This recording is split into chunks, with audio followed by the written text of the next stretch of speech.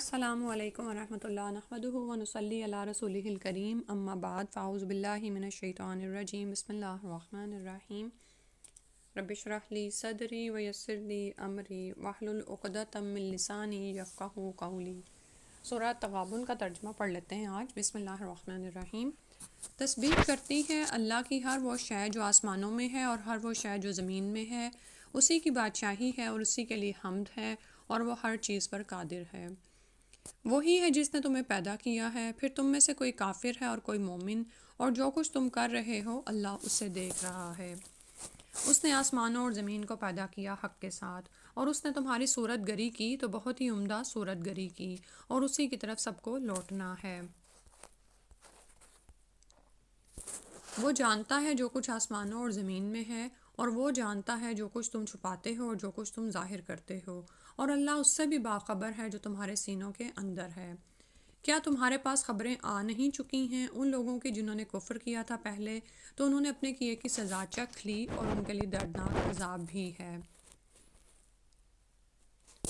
یہ اس لیے ہوا کہ ان کے پاس ان کے رسول آتے رہے واضح نشانیاں لے کر، تو انہوں نے کہا کیا انسان ہمیں ہدایت دیں گے؟ بس انہوں نے کفر کیا اور رخ پھیر لیا، اور اللہ نے بھی ان سے بے نیازی اختیار کی، اور اللہ تو ہے ہی بے نیاز ستودہ صفات، یعنی اللہ تعالیٰ اپنی ذات میں خود حمید ہیں، بہت ہی تعریف والے ہیں۔ کافروں کو یہ زوم ہے کہ وہ مرنے کے بعد ہرگز اٹھائے نہیں جائیں گے۔ اے نبی صلی اللہ علیہ وسلم آپ کہہ دیجئے کیوں نہیں، مجھے میرے رب کی قسم ہے تم لازماً اٹھائے جاؤ گے، پھر تمہیں لازماً جتلایا جائے گا ان اعمال کے بارے میں جو تم نے کیے ہیں، اور یہ اللہ پر بہت آسان ہے۔ بس ایمان لاؤ اللہ پر اور اس کے رسول صلی اللہ علیہ وآلہ وسلم پر اور اس نور پر جو ہم نے نازل کیا ہے، اور جو کچھ تم کر رہے ہو اللہ اس سے باخبر ہے۔ جس دن کہ وہ تمہیں جمع کرے گا، جمع ہونے کے دن کے لیے وہی دن ہے ہار اور جیت کے فیصلے کا دن، اور جو کوئی ایمان لائے اللہ پر اور نیک اعمال کرے وہ اس کی برائیوں کو اس سے دور کر دے گا، اور اسے ان باغات میں داخل کرے گا جن کے دامن میں نہریں بہتی ہوں گی، وہ اس میں ہمیشہ رہیں گے، یہ ہے بہت بڑی کامیابی۔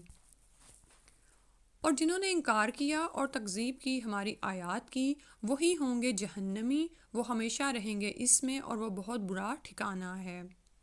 نہیں آتی کوئی مصیبت مگر اللہ کے اذن سے، اور جو کوئی اللہ پر ایمان رکھتا ہے وہ اس کے دل کو ہدایت دے دیتا ہے، اور اللہ ہر چیز کا علم رکھنے والا ہے۔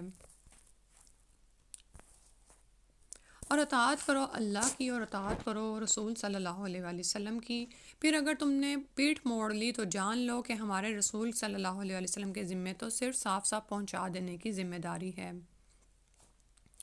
اللہ وہ ہے کہ اس کے سوا کوئی الہ نہیں، بس اہل ایمان کو اللہ ہی پر توکل کرنا چاہیے۔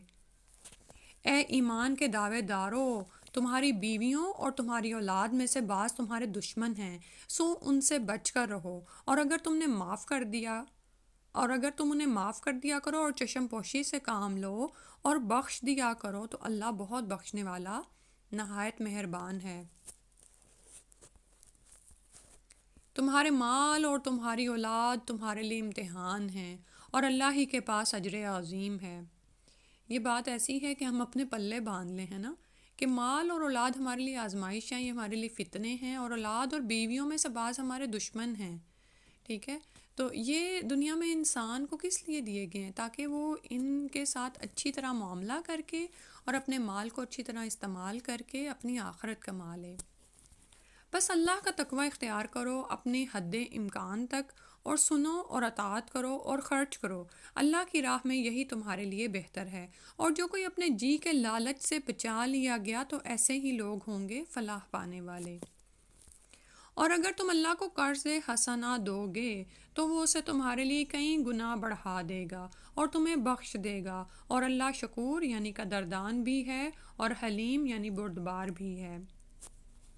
جاننے والا ہے چھپے اور کھلے کا سب کا، وہ بہت زبردست ہے، کمال حکمت والا ہے۔ سبحانک اللہم و بحمدک نشہد ان لا الہ الا انت نستغفرک و نتوب الیک۔ السلام علیکم ورحمۃ اللہ وبرکاتہ۔